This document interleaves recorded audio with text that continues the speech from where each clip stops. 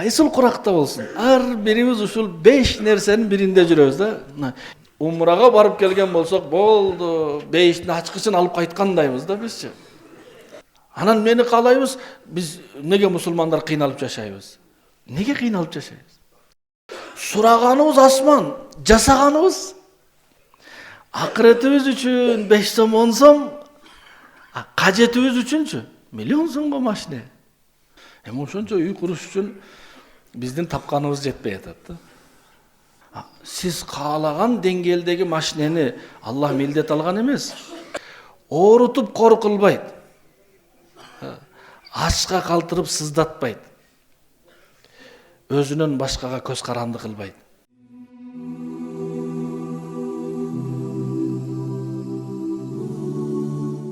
Жашоодун кыйын болуп жатканын себеби бизге эмне жетишпей атат? Бизге жетишпей аткандыгы биз ошол кажетти каалоо деңгээлине чыгарып алганбыз да. Бизге курсак тое турган тамакка каниет калбай калган. Бизге напси дагы бирге тое турган тамак керек болуп калган да. Курсак тойсо болду ал, нанбы, же нан менен айранбы, же нан менен сүтпү. Азыр бизге тамакты биринчи, экинчи, салат, десерт, көк чай, кара чай, паланчы чай, түкүнчү чай, кофе, Биз тамакты кажеттен чыгарып, тамакты каалоого чыгарганбыз, каалоо деңгээлине.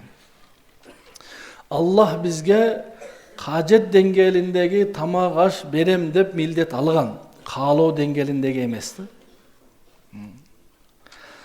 Кажет деңгээлиндеги тамак Аллах бизден наныбызды милдет алган да. Биз каалаган тамак ашты милдет алган эмес, ошон үчүн биз тапканыбыз тамагыбызга жетпей атат да. Кайсыл тамагыбызга? Кажет эмес, каалоо деңгээлдеги тамакка жетпей атат да. Эми ошончо түрдүү тамак үчүн ошончо идиш керек.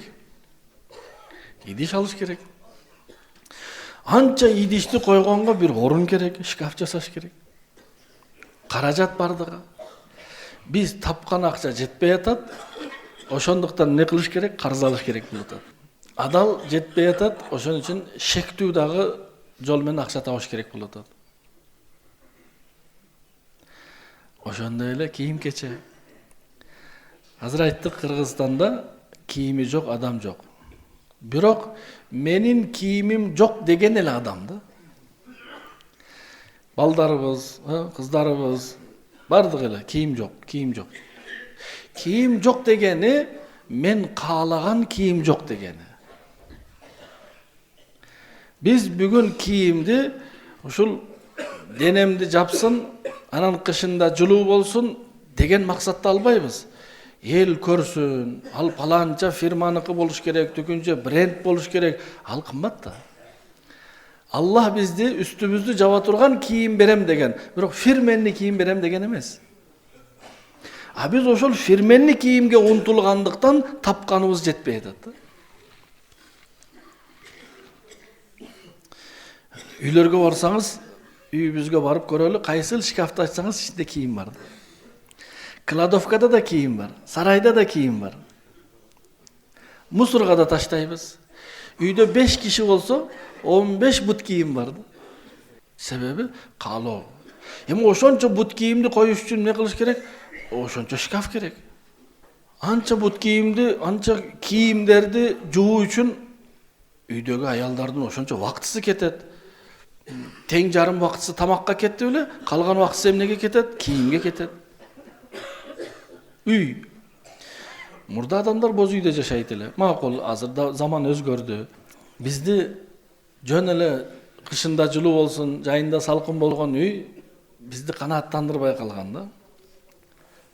Бизге кандай үй керек? Бизге напсибиздин каалоосундай үй керек. Үйдүн ичи, сырты, үйдүн үстү мындай өң, мындай түстө, мындай сапатта болуш керек деген каалоо бар биздечи. Үйдүн içindeki her bir nerse жарыктык bir эле лампочка менен болот, бирок жок. Үйдүн içine 5.000, 10.000 сомдук люстра коюшум керек. Аллах бизге кажет деңгээлиндеги үйдү милдет алган. Бирок каалоо деңгээлиндеги үйдүн артынан түшүп алганбыз, ошого тапканыбыз жетпейт да. Азыр үйлөрдүн ичиндеги парда мындай болуш керек, үйдүн дубалы мындай болуш керек, полу мындай болуш керек, потолок мындай болуш. Жада калса светти өчүрүп жандыра турганы дагы мындай болуш керек деген. Неге? Каалоо. Эми ошончо үй куруш үчүн биздин тапканыбыз жетпей атат да. Андан кийин машина. Кыргызстанда көп адамдарда машинеси бар. Машина эптеп бир жерден бир жерге жетсе болду эле го. Ооба, жок. Бирок бизге андай машина эмес, бизге элдин астында барганда сыймыктана турган машина керек болот атат. Адамдар мойну бурулуп карай турган машина керек болот атат. Бизди машинанын өңү, машинанын көрүнүшү, машинанын дөңгөлөгү, машинанын дискасы, машинанын түтүн чыккычы дагы бизди кызыктырат да. Бул мындай болуш керек, бунусу мындай болуш керек. Сиз каалаган деңгээлдеги машинени Аллах милдет алган эмес. Ал машинеге тапкан адал жетпейт эч качан. Себеп ал каалоодо. Эми анча кымбат машина алдыңыз, аны коюш үчүн бир орун керек, көчөгө койбойсуз аны. Ошондой эле үйлөнүү. Ар бир адам өз деңгээлинде үйлөнсө болот эле, бирок жок, мен каалоо, мен каалагандай биринчи уулум, биринчи кызым, акыркы уулум, жакшы көргөн уулум, той кандай болуш керек? Той биз каалагандай. Ага каражат жетпейт. Карыз алабыз. Ага мүмкүнчүлүк жок, сатабыз, машинени дагы, малды да сатабыз. Эмнеге? Каалоо деңгээлиндеги той өткөрүш керек да. Биздин бүгүн кыйналып жаткандыгыбыз ошол. Кажет бардыгыбызда бар. Аллахка шүгүр, кажет, курсагыбыз ток, үстүбүз бүт, үйүбүз бар, эптеп болсо да машинебиз бар. Напсиңизге жакпаса дагы аялыңыз бар. Бирок биз наразыбыз да. Бизге жеп жаткан тамагыбыз жакпайт, паланчаныкы жакшыраак. Кийген кийимибиз жакпайт, паланчаныкы фирменный. Жашаган үйүбүз жакпайт, паланчаныкы 2 кабат. Майдаган машинебиз жакпайт, себеп объему кичине. Адам баласы каалоосуна эч качан жетпейт да. Эч качан жетпейт. Дүйнөдө ушундай бир адамды кездештирдиңиздерби? Мына аксакалдар айтсын, 70 жашта ашкандар. Өмүрүңүздө ушундай адамды кездештирдиңизби? Айткан болсо, мен мага жетет. Болду. Жеген тамагым жетет, кийген кийимим, мындан артыгы кереги жок деген адам кездештирдиңизби жашооңузда? Эч ким. Андай адам жок. Биз дүйнөдө жашоо шарты издеп, бул дүйнөдө жашоо шарты болбойт. Себеби бул дүйнө жашоо үчүн эмес да. Бул дүйнө сыноо үчүн. Биз канча шарт түзсөк дагы картаюудун алдын ала албайбыз го. Жашай турган жерде адам картайбаш керек. Биз канча шарт түзсөк дагы ооруудун алдын ала албайбыз го. Жашай турган жерде оору жок болуш керек. Биз канча шарт түзсөк дагы өлүмдүн алдын ала албайбыз го. Жашай турган жерде өлүм болбош керек. Канча байлык, канча бийлик жогулса дагы кыжалатчылыктын алдын ала албайт го. Кыжалат адам. Жашай турган жерде кыжалатчылык болбош керек. Дүйнөдө күндө адам картайып жатат, ооруп жатат, кыжалат, бир күн келип өлөт. Мындай дүйнөдө условия издеген болбойт да. Жашоо шарты издеген алданып калган болот. Аллах Таала жашоо үчүн бейиш жаратты. Бейиште оору жок, картаюу жок, өлүм жок, кыжалатчылык жок. Мына жаша. Дүйнөдө кажет. Инсандын кажети ошол. Биз кажетибизди каалоо деңгээлине чыгарып алып, максат кылып алгандыгыбыздан карап көрсөңүз, ошол 15 жаштан баштап 70 жашка чейинки ар бир адам ошол 5 нерсенин биринин артынан жүрөт. Канча адамдар чет өлкөдө иштеп жүрөт. Сураңыз, үйлөнө электер. Emnege iштеп жүрөсүz? Мен иштеп не кылышым керек? Үйлөнүшүм керек, же үй алышым керек, же машина алышым керек. Аны үй жокпу? Жок, үй бар. Мен каалаган үй жок да. Азыр барып үйлөнсөңүз болбойбу? Жок, болот. Азыр барып мындай жөнөкөй үйлөнсөм болот, бирок мен каалаган тойго жетпейт. Ар бир адам базарга барганда бир четте туруп 1 минут мындай элди караңыз эле. Бирөө продуктага келген, бирөө кийимге келген, бирөө строй материалга келген, бирөө запчастка келген, бирөө тойго сеп алганы келген. Кайсыл куракта болсун, ар бирибиз ушул 5 нерсенин биринде жүрөбүз да. Эртең машинени жасаш керек. Бирөө эртең үйдү ремонт кылыш керек. Бирөө эртең баарыбыз базарга барып кийим алабыз. Бирөө эртең апасы продукта түгөдө, эртең продукта кылалы. Biz кайсыл куракта бололу, ушул 5 нерсенин биринин ичинде жүрөбүз да. Аллах бизди бул нерсе үчүн жараткан эмес да. Жегиле, ичкиле, жаткыла, жашагыла, өлгүлө депчи. Жок. Аллах Таала койлор менен уйларды ошол максатта жаратты эле. Жегиле, ичкиле, семиргиле, анан адам кызматына жарагыла, өлгүлө депчи. Көбөйгүлө. Биздин максат башка эле. Адамдын максаты тамак жеп туруп Аллахты разы кылуу. Кийим кийип, жашап, үйлөнүп, ошону менен ибадат кылып жаратканды разы кылуу биздин максат эле. Эми качан адамдын кажети максат болуп алса, эмне болот?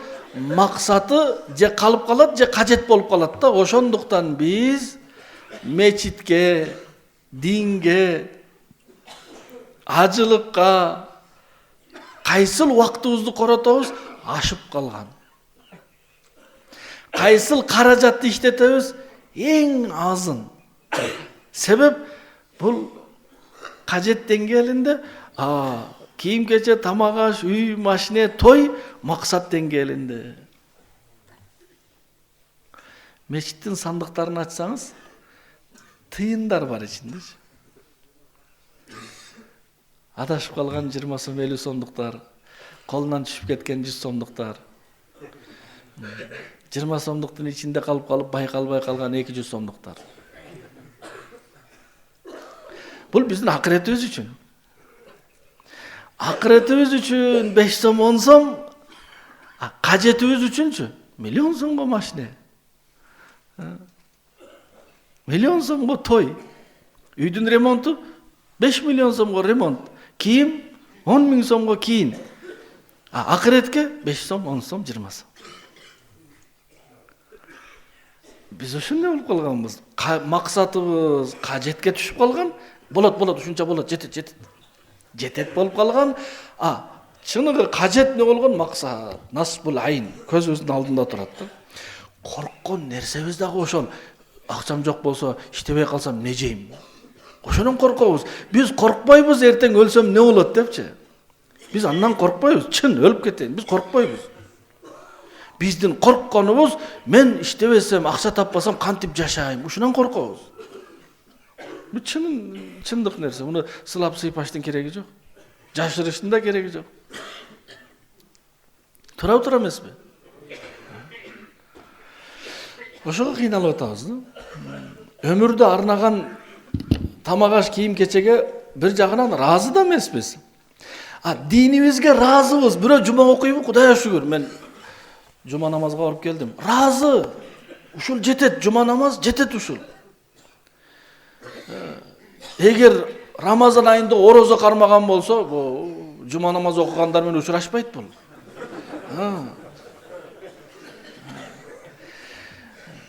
Себеп бизге дин жагынан кичине үйрөнүп алганбыз. Бирөө 2 сүрө билсе ошол жетет. Ошол 2 сүрө менен кээде имамчылыкка да өтүп кетет. Дин жагынан 2 эле сүрө билем, көбөйтүүдүн артынан түшпөймүн. Кунут дуасын 10 жыл мурда намазды баштадым эле, мисал бирөө. Кунут дуасын билбейт элем, бүгүн да билбейм, баары нормаль. Жаназа дуасын 10 жыл мурда да билбейт элем, бүгүн да билбейм, кийин да үйрөнбөйм, нормаль. Себеп жаназада эч ким сурабайт да. Келип эле катарга көз көрүнүп койсоң болду. Бирөө сурай билесин, Аллахумма гфирли хаййинаны билесиңби деп сурабайт эч. Биз динибиз жактан кыжалачылык жок, бизде проблем жок. Эгер балабыз бир жерде иштеп, кичине акча табып, умрага жөнөткөн болсо, анда Кудай сактасын. Умрага барып келген болсок, болду, бейиштин ачкычын алып кайткандайбыз да бизчи.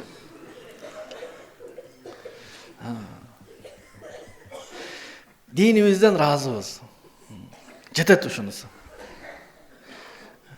Айылдагы мечиттин эмеси отоплениясын жасаш керек. Мисал, үймөй кыдырып имам, башка айла жок, эмне кылсын имам? Мечит суук. Үймөй жүрүп кичине акча чогултса, 100 сомдон же 200 сомдон беребиз да. Эгер имам айтса, ушу 1000 сомдон чогултсак жетет экен, биз 200 түтүн экенбиз, 200 миң болсо биз бербей урушабыз биз. Мечиттин отоплениясына 1000 сом бере албайбыз. Чын, бул ачык эле сөз. Мен көргөн нерсемди айтам. Кебирлер бербейт дагы. Бирок балабызга бир ойной турган оюнчакты 500 сомго алып беребиз го. Туурабы? Балабыз сураса, ата мону алып бер десе, алып беребиз го. Мен айтканым алып бербейли эмес. Алып берели. Балдарыбызга кийим кечесин, оюнчагын алып берели.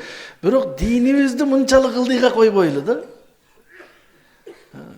Эмнеге биз дин үчүн эң акыркы убактыбызды мечитке баралы, дос, тууган, иним, байкем, тайкем, убакыт жок. Сиз каяка баратасыз? Мен машинем ремонт кылыш керек. Мечит, намаз. Сиздин машинеңизден да арзан экен да, төмөн экен. Анан армандарыбыз, Аллахтан сураганыбыз, Алла узун өмүр, бакыт таалай, берекелүү рызкы, тынчтык, аманчылык. Сураганыбыз асман, жасаганыбыз тыйын, сураганыбыз миллион. Уялбай сурайбыз ананчы. Чын, уялбай. Аллах берген вактыны, Аллах берген жөндөмдү, Аллах берген каражатты 99%-ын напсинин каалоосуна иштетип жатабыз дагы, 1%-ын иштетсек дагы аны канча көз кылып, элге айтып, имамды уят кылып, мечитти уят кылып, же бир муктаждарга кичине продукт алып барып берсек, аларды телевизорго чыгара берип кыйнап салабыз да. Биздин динибиз ошол. Ушунчалык. Анан мени каалайбыз, биз неге мусулмандар кыйналып жашайбыз? Неге кыйналып жашайбыз? Себеби мусулман динди канча кадырласа, намазды, орозону, зекетти, ажылыкты, садаканы, Куранды, даватты, зикирди мусулман канчалык маани берсе, жашоосунан маанилүү орунга койсо, Алланын астында бул мусулман ошол орунда болот. Бүгүн ачык айтканда менин жүрөгүмдө намаз кай жерде турат? Үй бүлөмдөн ылдыйраак, машинемден ылдыйраак, жумушумдан ылдыйраак, баш оорумдан, температурадан да ылдыйраак турат. Чын. Себеби машинем бузулса мечитке барбайм. Аялым же балам ооруса да барбайм. Башым ооруса да барбайм. Намаз каякта экен? Последний очередте экен да. Бекер калганда эле барат экенбиз. Ошого мечиттерибизде кимдер бар билесизби? Үйдө зериккен аксакалдар бар да. Неге жаштар келбейт мечитке? Себеби жаштар үчүн уйку биринчи орунда турат. Анан капа болобуз, тарынабыз анан. Эмнеге Аллах биздин дуабызды кабыл кылбайт? Эмнеге мен ушунча жылдан бери намаз окусам дагы ишим жүрүшпөйт? Кантип жүрүшөт биз биринчи орунда койбосок? Койолу биз намазды биринчи орунда. Намаз убактысы болду, мен жашоомду токтотом. Машина айдап баратамбы? Токтойм мен машинамды. Дыйканбы? Токтотом. Соодагерби? Жамам дүкөндү. Себеп бул Алланын убактысы келди. Мен намазга маани берейин. Машинем бузулду, жасап жатам. Жасаңыз машинеңизди. Бирок намаз болду. 10 минут намазга берейин. Анан көрүңүз, Аллах кандай жардам берет, кандай ишиңизди жүргүзөт, кандай тапканыңызга берекет берет. Биз кылбай эле сурай беребиз да. Биз айтабыз да, биринчи Аллах берсин, анан Аллах берип коюптур го. Аллах Таала өмүр, ден соолук, жөндөм, акча бүт берип койду. Ошондо туура иштетпей атабыз. Ошондуктан туугандар, биз өзүбүздүн кажетибизди кажет ордунда коелу, максатыбызды максат ордуна коелу. Максат дегени адам ошону көздөп жашаган нерсени максат деп айтат. Бизде максат деген сөз көп колдонгондуктан, кайсыл сөз көп колдонулса, ошол сөздүн түпкү маанисине жетүүгө аракет болбойт. Кайсыл сөз өтө көп. Мисалы, каяктан келдиң? Үйдөн. Каяка барасың? Үйгө. Үй деген сөз ушунчалык көп колдонгондуктан, кичине туруп ойлонбойбуз да, үй дегенди кыргыз тилинде эмнеге жашай турган жерибиздин атын үй деп койгон. Себеп биз көчөдө тапкан нерсени ошол жака үйүп коебуз да. Калып барыпчы. Ошого ал жердин атын үй деп койгон. Максат дегени эмне дегени? Максат дегени бир заманда бир падыша өзүнүн жанындагы акылдуу вазирине айтат. 3 суроо берем дейт. Жооп берсеңиз, байлыгын тең жармысын берем дейт. Байлыгын тең жармысын. Падышада акча көп да, алтын, күмүш.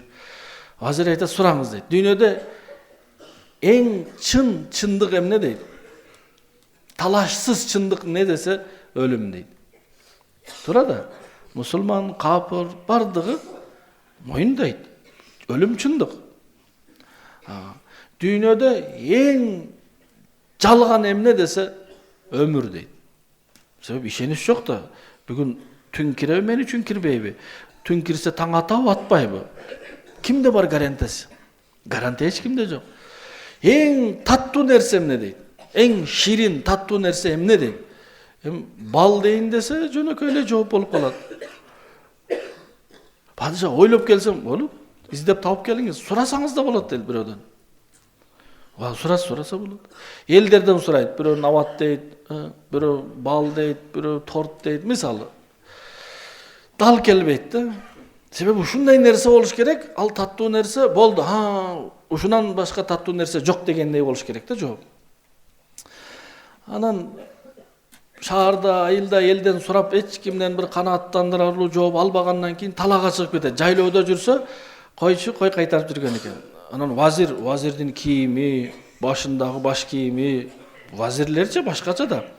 Караса вазир, ассаламу алейкум вазир, саламат. Не болду, кыжалатсыз? Бир суроого жооп таба албай жүрөм. Айтып көрүңүз, мүмкүн мен табамбы? Сен койчу болсоң, жо айтып көрүңүз. Падыша айтты, дүйнөдө эң таттуу нерсе эмне деди, ошону издеп жүрөм десе, мен билем дейт. Билесиңби, айтчы десе, айтпайм дейт. Шартым бар дейт. Болду, шартым, ойлойт да, акча сурайт. Шарт берем десе, шартым дейт, мен итим менен бир идиштен тамак жейсиң дейт. Айтып берем. Вазир жөнөкөй адамдар менен тамак жебейт. Бул жерде ит менен тамак жеш керек болот. Анан ойлойт да, бир жолу ит менен жеп койсом, эч ким деле көрбөйт. Бирок нар жакта жарым байлык макул дейт. Болду. Идишке иттин тамагын куят, ит жей баштайт. Вазир дагы чөк тизелеп, эми жейин дегенде кармайт желкесинен, айтат, дүйнөдө эң таттуу нерсе адам койгон максаты дейт. Адам өзүнүн максаты үчүн дейт, өзүнүн эң кымбат болгон ыззат обуруйун дагы берет дейт. Сен вазирликти да караган жоксуң, ит менен өзүң тең кылдың, эмнеге? Максатка жетүү үчүн. Биз бүгүн тамак үчүн уруша алабыз, сөгүшө алабыз биз. Кийим кече үчүн да уруша алабыз, машина үчүн 2 жолу урушабыз. Туурабы? Бүт нерсебизди корото алабыз да.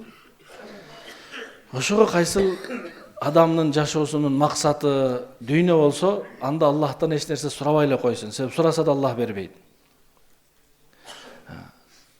Максаты акырет болсо, максаты дин болсо, Аллах анын дүйнөсүнө сурабаса дагы өмүрүнө, тапканына, үй бүлөсүнө Аллах береке берет.